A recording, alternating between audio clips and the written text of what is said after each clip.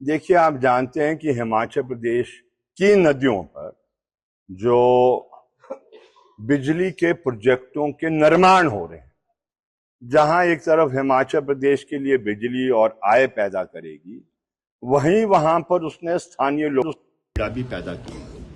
और ये दुर्भाग्य है कि जो कानूनी प्रावधान भी, उन कानूनी प्रावधान को सरकार और सरकार का तंत्र और खासतौर पर सतलुज जल विद्युत निगम और जो ठेकेदार है वो इसको लागू नहीं कर पा रहे हैं। उदाहरण के तौर पर ये 2013 का कानून है। उस 2013 का कानून बहुत कठिनाई के बाद वो 7 साल समूचे किसान ने पूरे देश में संघर्ष किया और फिर 1894 के कानून को समाप्त किया, जो भूमि अधिग्रहण कानून था, और फिर 2013 में ये इनैक्ट हुआ, जिसको हम कहते हैं the right to fair compensation and transparency in land acquisition, rehabilitation and resettlement act 2013।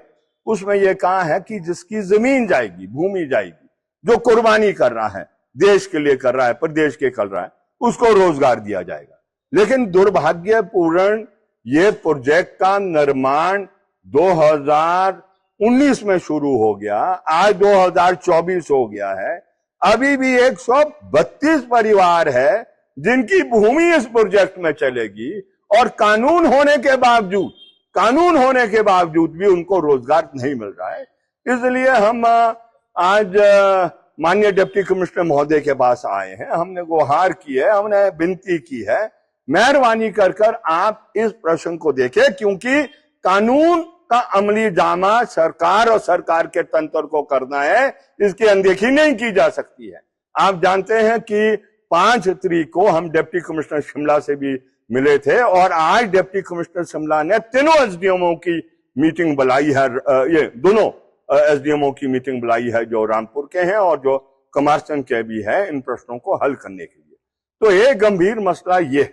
दूसरा गंभीर मसला ये है कि जितना भी किसान प्रोजेक्ट के इर्द गिर्द है, 7 पंचायतें ये निर्मंड इसके तहत लगती है, ब्लॉक के तहत लगती है, एसडीएम के तहत लगती है, और लगातार साल भर साल पूरी जो फसल है किसानों की वो खत्म हो रही है, तबाह हो रही है।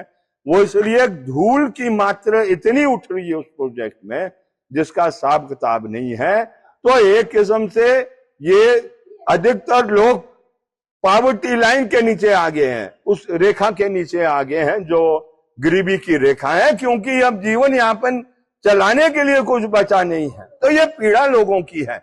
इसलिए पिछले दिनों में 3 दिन उस प्रोजेक्ट को भी बंद रखा है किसानों ने, और इसलिए हम आए हैं आज यहाँ पर डिप्टी कमिश्नर महोदय के पास इस बात को कहने के लिए कि वह मेहरबानी कर हमारा भी ख्याल रखो। हम इस प्रदेश के वासी हैं, यहाँ के नागरिक हैं, हम पाकिस्तान के रहने वाले नहीं हैं। हमारी पीड़ा को आपको ही दूर करना है, और इन्होंने कहा है कि हम पूरी कोशिश करेंगे इन प्रश्नों को लेकर। वहां पर कुछ ऐसे प्रश्न भी है, प्रोजेक्ट के निर्माण से जो झूले थे वो अब नहीं होंगे, और वो सोशल इंपैक्ट असेसमेंट रिपोर्ट जो बनती है उसमें भी लोगों ने उठाया, लेकिन उनका नजरअंदाज कर दिया गया है। ये झूला कहां से लगना, हाँ, शना गांव से ये वहां जाता है दत्तनगर को, 2 झूले हैं वो टूट गए हैं। इस तरीके की ये 7 मांगे थी जिनको हमने डिप्टी कमिश्नर महोदय के पास रखा है, और हम 2 टुक शब्दों में कहना चाहते हैं। इसके बाद एक कोशिश हम हिमाचल प्रदेश की सरकार से भी करेंगे, उनसे भी विनती करेंगे, और उसके बावजूद अगर हमारा दुखड़ा जो प्रोजेक्ट अफेक्टेड वो किसान है, जो हिमाचल किसान सभा जिसका नेतृत्व कर रही है, नहीं होगा, फिर प्रोजेक्ट रहे न रहे, ये हमारी चिंता नहीं है, क्योंकि हम नागरिक होने के नाते संविधान के तहत हम गवर्न होते हैं, और जीने का अधिकार एक महत्वपूर्ण अधिकार है जो आर्टिकल 21 में है। फिर ये प्रोजेक्ट बंद हो या कुछ हो, हमारी जिम्मेदारी नहीं होगी। तो इसलिए समय रहते हुए हम विनती करने आए हैं, और अभी भी आगे भी विनती करेंगे, लेकिन जब पानी यहां से ऊपर चले जाएगा, देन ये क्लियर हो जाए हिमाचल प्रदेश की सरकार, प्रोजेक्ट खड़ा हो या जो मर्जी हो, हम बर्दाश्त नहीं करने वाले हैं, ऐसा हमारा मानना है।